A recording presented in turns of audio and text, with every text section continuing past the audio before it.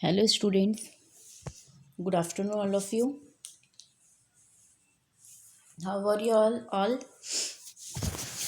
I hope you all are fine at your home and safe also.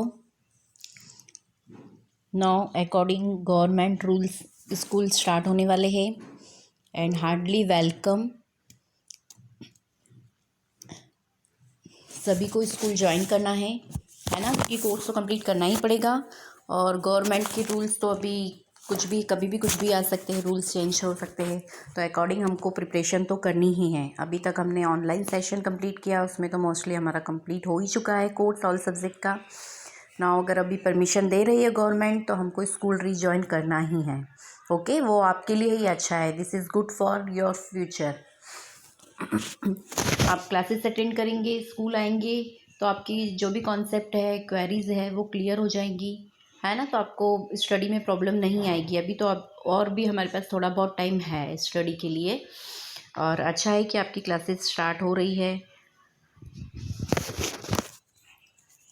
Hindi में मैं आपको chapters टिक करवा रही हूँ, वही आपको कोर्स से, वैसे तो आपको ऑलरेडी PDF सेंड की हुई है सिलेबस की कि आपके कौन कौन से चैप्टर लेफ़्ट किए हैं। कोर्स आपके पास है ही। मैं एक बार आपको और टिक करवा देती हूँ कौन से चैप्टर्स है। अब हम रिवीजन में वही चैप्टर्स करेंगे according your syllabus. Okay, you have to tick first chapter, second chapter and third chapter. Okay, प्रभु जी तुम चंदन हम पानी चैप्टर 1 है आपको सिलेबस में। चैप्टर 2 बूढ़ी काकी जो कि एक गद्य है, ये भी है। और चैप्टर नंबर 3 सवैये है। ओके, ये पद्य है। 4th चैप्टर नहीं है हमको सिलेबस में। फिर चैप्टर 5, 6, 7, 8, 9 है। 5, 6, 7, 8, 9 है। चैप्टर नंबर 5 में मीरा के पद, ये पद्य है। फिर चैप्टर नंबर 6 में कालिदास का प्राणी प्रेम गद्य, ये भी आपको सिलेबस में है। चैप्टर नंबर 7 जन्मभूमि भी आपको है। 5, 6 एंड 7। 8 सुधा कृष्ण मूर्ति, ये भी आपको सिलेबस में है ये चैप्टर। और 9 चैप्टर कुत्ते की सीख, ये भी आपको सिलेबस में है। चैप्टर 10, 11 एंड 12 ये चैप्टर्स आपको नहीं है। ओके, चैप्टर्स 10, 11 एंड 12 नहीं है। ओके, देन चैप्टर नंबर 13, 14 दोनों हैं आपको, साधु उपदेश और मेरी माँ। 13, 14 you have to prepare. Then 15 chapter नहीं है आपको, हे जनशक्ति माँ, ये भी चैप्टर आपको कोर्स में नहीं है। देन चैप्टर नंबर 6 है चोरी। देन 17 और 18 नहीं है। 17, 18 मतलब 17 कश्मीर और 18 रचना, ये 2 चैप्टर्स आपको कोर्स में नहीं है, बट मैंने आपको ऑलरेडी एक्सप्लेन कर चुकी हूँ ये चैप्टर। उसके बाद 19 तोता और Indra. Chapter number 20 album. Chapter number 21 पहेलियाँ मुकरिया। एंड चैप्टर नंबर 22 भीतरी समृद्धि। एंड चैप्टर नंबर 23 भूख। ये चैप्टर्स आपको सब कोर्स में हैं। ओके, तो कितने चैप्टर्स हो गए हमें? 1, 2, 3, 4, 5, 6, 7, 8, 9, 10, 11, 12, 13, 14, 15, 16 total 16 chapters are there. Okay, हमको 16 चैप्टर का रिवीजन करना है। 16 चैप्टर में आपको एक्सप्लेन करूँगी। देन उसके बाद आपको प्रयोजन मूलक हिंदी आपको नहीं है, ये कोर्स में नहीं है। इसमें से आपको कोर्स में नहीं आएगा, फिर भी मैंने आपको ये एक्सप्लेन कर दिया है ना। अगर आपको टिप्पणी आती है इन किसी भी टॉपिक पे तो यू हैव टू मतलब यू कैन राइट। ओके, आप लिख सकते हैं।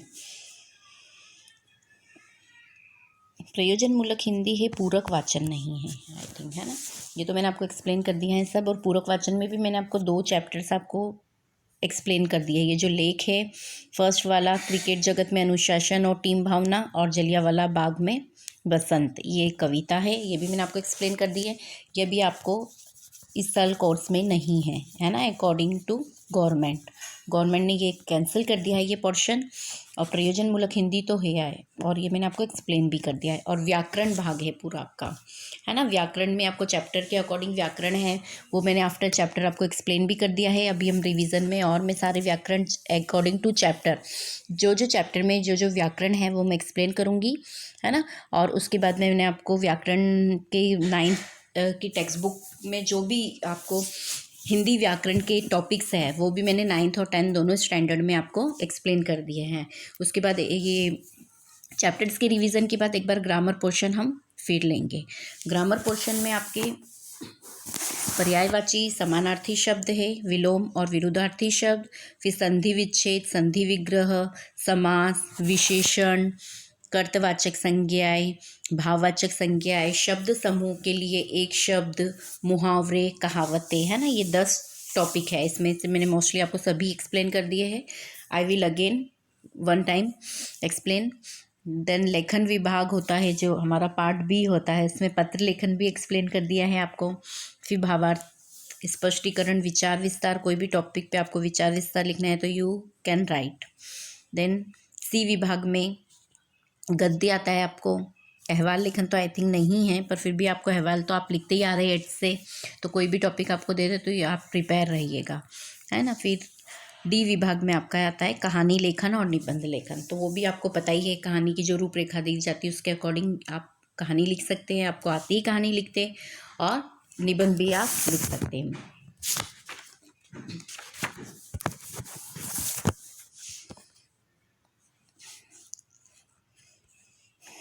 चलिए अब मैं आपको चैप्टर नंबर 1 एक्सप्लेन कर रही हूँ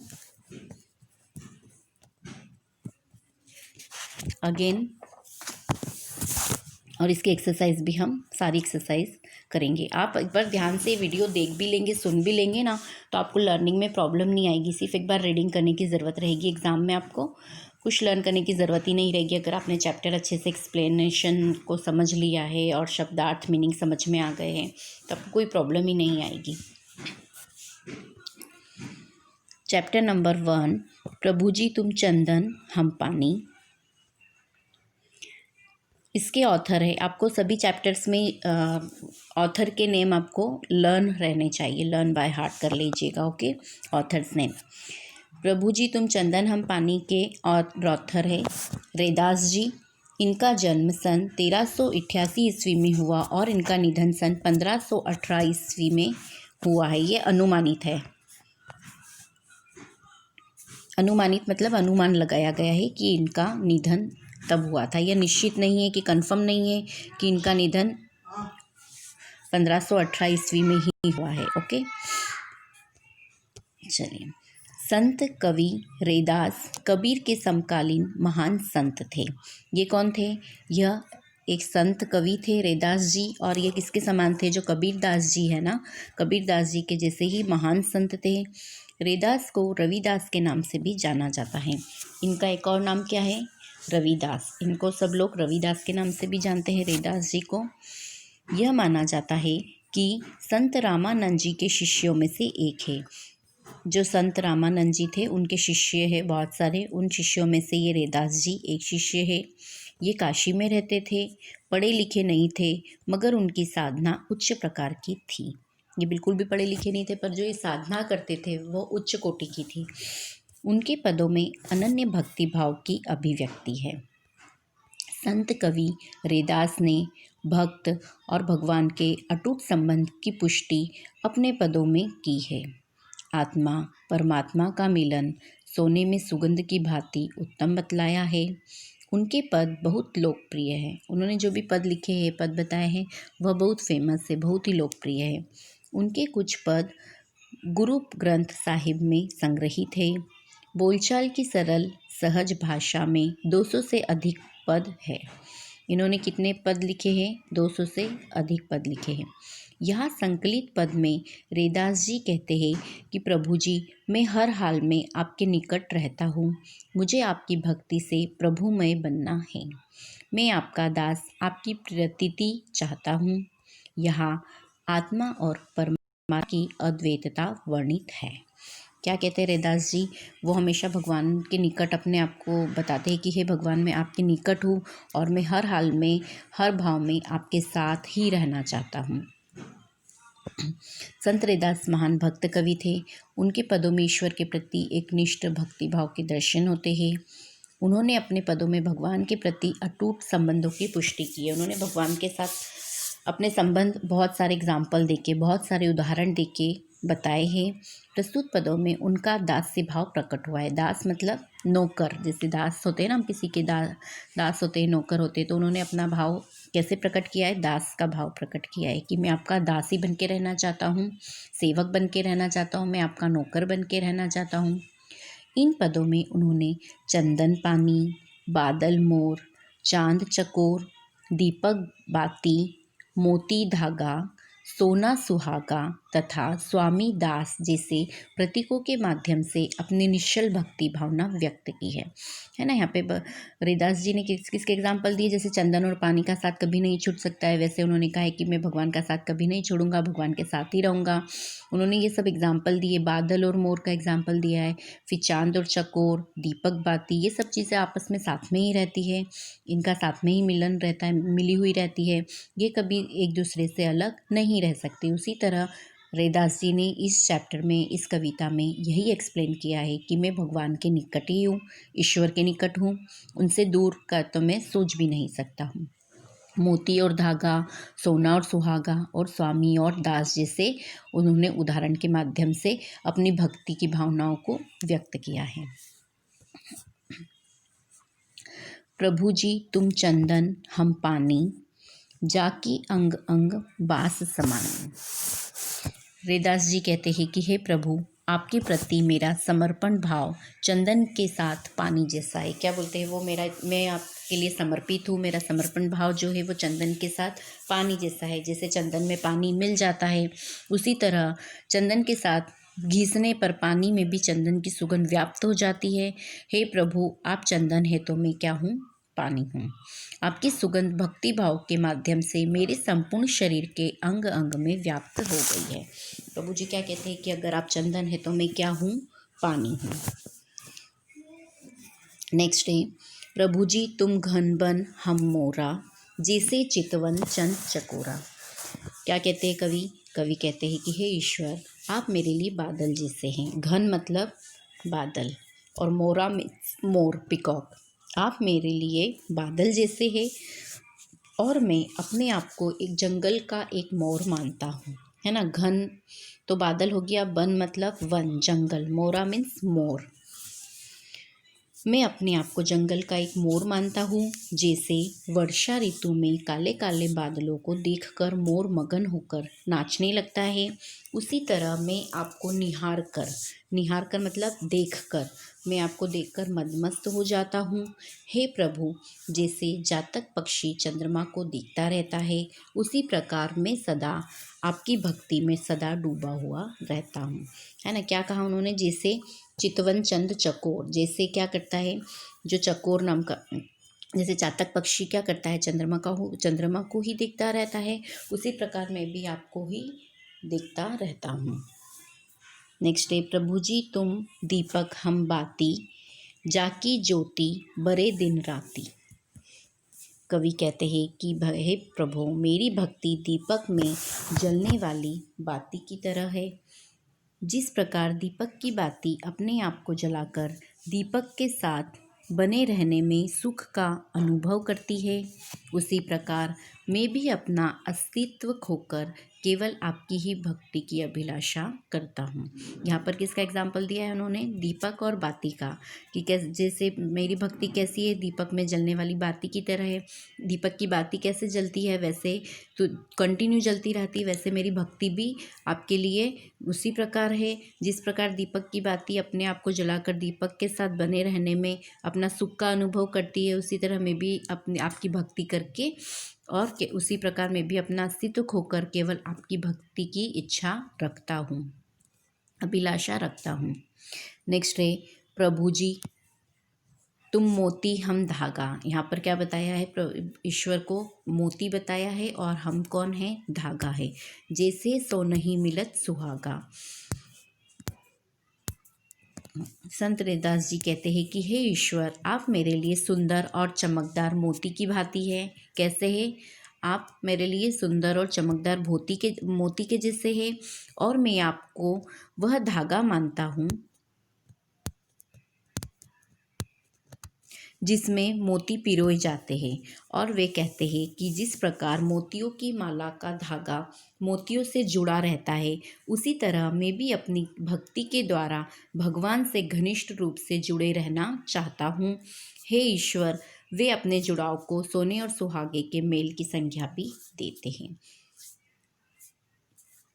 नेक्स्ट है, प्रभु जी तुम स्वामी हम दासा, ऐसी भक्ति करे रे दासा। वो क्या बोलते हैं? हे प्रभु, आप मेरे स्वामी हैं, आप मेरे मालिक हैं, और मैं आपका एक सेवक हूँ, मैं आपका दास हूँ, मैं आपका नौकर हूँ, और मैं आपको अपने आप को समर्पित करता हूँ। और वे कहते हैं कि हे प्रभु, मेरी भक्ति तो इसी प्रकार की है। क्या कहते हैं रैदास जी?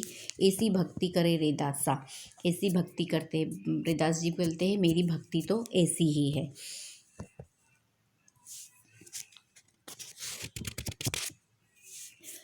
ओके, कंप्लीट दिस एक्सप्लेनेशन, है ना। इन शॉर्ट कविता का सार यही है कि संत रैदास जी की भक्ति समर्पित भाव की है, और प्रभु चंदन है तो वो स्वयं को क्या बताते हैं? पानी बताते हैं। और अगर प्रभु बादल है तो संत रैदास जी बादल को देखकर मस्त से नाचने वाले मोर पक्षी है ना। अगर भगवान बादल है तो रैदास जी अपने आप को क्या बोलते हैं? अगर आप बादल है तो मैं क्या हूँ? मोर हूँ। और अगर आप प्रभु दीपक है तो मैं कौन हूँ? बाती हूँ। अगर आप दीपक है तो मैं उस दीपक में बाती की तरह जलना चाहता हूँ, मतलब आपकी भक्ति करना चाहता हूँ। फिर फोर्थ है, प्रभु मोती तो रैदास धागा। अगर प्रभु को उन्होंने मोती बताया है तो वो खुद क्या बने रहना चाहते हैं? धागा बने रहना चाहते हैं, क्योंकि मोती और धागा एक साथ ही रहते, एक दूसरे से जुड़े हुए रहते हैं। तो रैदास जी बोलते हैं कि प्रभु अगर आप मोती है तो मैं धागा बन के रहना चाहता हूँ, क्योंकि धागा और मोती का अटूट संबंध होता है। और प्रभु मोती है तो रैदास अपने आप को मोती माला का धागा कहते हैं। फिर सोना और सुहागा, सोने और सुहागे का स्थायी संबंध होता है ना। जो सोना होता है गोल्ड, और सुहागा होता है एक लिक्विड होता है सुहागा, इन दोनों का स्थायी संबंध होता है। तो संत रैदास जी क्या का प्रभु से इसी प्रकार का आत्मीय संबंध है कि अगर आप सोना है तो मैं क्या हूँ? सुहागा हूँ। फिर उसके बाद उन्होंने अपने भगवान को स्वामी बताया है, तो अपने आप को उनका गुलाम बताया है, दास बताया है, नौकर बताया है। कि अगर आप दास है, अगर आप मेरे स्वामी हैं, आप मेरे मालिक हैं, तो मैं आपका दास हूँ, मैं आपका नौकर हूँ, और मैं आपका सेवक हूँ। और मैं सेवक बनकर आपकी सेवा करना चाहता हूँ, और यही मेरा सौभाग्य है। इस तरह के उदाहरणों द्वारा रैदास जी ने अपने आप को भगवान के, ईश्वर के निकट होने का एहसास दिलाया है, बताया है। नेक्स्ट है शब्दार्थ। शब्दार्थ है, बास मतलब बू, गंध, बदबू होती है ना, उसे कहते हैं बास, बू, गंध, बदबू, ये एक ही वर्ड है। मोरा मीन्स मोर, घन मतलब बादल, बरे मीन्स जले, जलना, दासा मीन्स दास, नौकर, सेवक, है ना, ये सब कह सकते हैं। सुहागा मतलब एक तरह का खनिज पदार्थ, ये सुहागा एक तरह का खनिज पदार्थ होता है, इसको सोने में मिलाया जाता है। ओके, सोना मतलब गोल्ड वाला जो सोना होता है वो। चकोर मतलब एक पक्षी जो चंद्र की ओर देखता रहता है। और चितवन मीन्स देखना। इसके अलावा और भी मीनिंग है, वो मैं आपको एक्सप्लेन कर देती हूँ। जाकी, जाकी मीन्स जिसकी। अगर आपको टेक्स्ट बुक में लिखना है तो आप ये टेक्स्ट बुक में आप लिख सकते हैं। जाकी मतलब जिसकी। अंग, अंग मीन्स शरीर के सभी अंग। बास मतलब तो मैंने आपको बताया है, बू, बदबू। फिर समानी मतलब भर गई, भर गई है, व्याप्त हो गई है। घन मतलब बादल, इसमें दे ही रखा है। वन मतलब जंगल या वन। मोरा मीन्स मोर। चितवन मीन्स देखना, देखता है, निहारता है ना, ऐसा लिख सकते हैं। चंद मीन्स चांद। चकोरा मीन्स चकोर पक्षी। बाती मतलब बत्ती, दिए की जो दीपक की बत्ती होती है ना, वो बाती। ज्योति मतलब ज्योति। बरे मीन्स जलती रहती है। सोनही, सोनही मीन्स सोने में। सुहागा मीन्स क्षार द्रव्य जो सोने को गलाने के काम आता है ना। सुहागा एक तरह का क्या खनिज पदार्थ है, इसमें बताया मैंने आपको नीचे। सुहागा मतलब एक तरह का खनिज पदार्थ है जो क्या होता है कि जो सोने को गलाने के काम आता है। अगर वो खनिज पदार्थ हम सुहागा सोने में नहीं मिलाएंगे तो सुहागा पिघलेगा नहीं, है ना, और उसकी हम कोई भी ज्वेलरी नहीं बना सकते हैं फिर, अगर जब तक वो गलेगा नहीं तो। स्वामी मीन्स मालिक, दासा मीन्स गुलाम, सेवक, नौकर, है ना, इस तरह से लिख सकते हैं। करे मीन्स करता है, ये मीनिंग भी आप यहाँ पे साइड में कहीं लिख लीजिए। नेक्स्ट स्वाध्याय। स्वाध्याय में क्वेश्चन नंबर फर्स्ट, प्रभु चंदन है तो भक्त क्या है? प्रभु चंदन है तो भक्त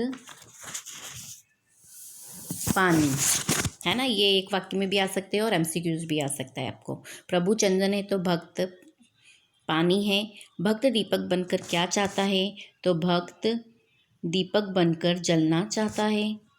फिर सोने का महत्व कब बढ़ता है? तो सोने का महत्व तब बढ़ता है जब उसमें सुहागा मिलाया जाता है या उसमें सुहागा मिलता है। फिर क्वेश्चन नंबर सेकेंड, निम्नलिखित प्रश्न के 2-3 वाक्यों में उत्तर लिखिए। क्वेश्चन नंबर फर्स्ट, भक्त किन किन उदाहरणों के द्वारा समझाता है कि मैं प्रभु के निकट हूँ? अपने शब्दों में लिखना है। मैंने आपको भी सारे एक्सप्लेन किए, सारे उदाहरण, है ना, कि उन्होंने किस किस उदाहरण से बताया, उसकी क्या क्या उदाहरण बताया है।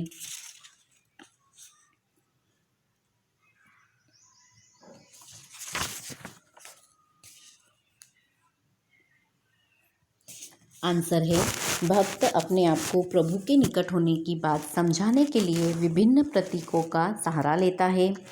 इन उदाहरणों में चंदन पानी, घन मोर, दीपक बाती, मोती धागा तथा स्वामी दास का समावेश है।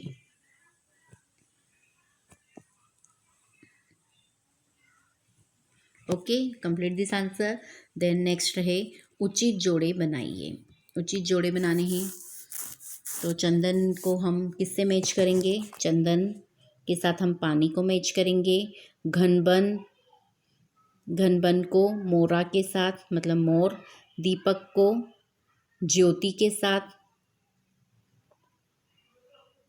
सोना, सुहागा, और भक्त कौन है? रेदासा, है ना। इस तरह से मैचिंग करेंगे। इस चैप्टर की एक्सरसाइज कंप्लीट हो गई। First chapter revision completed.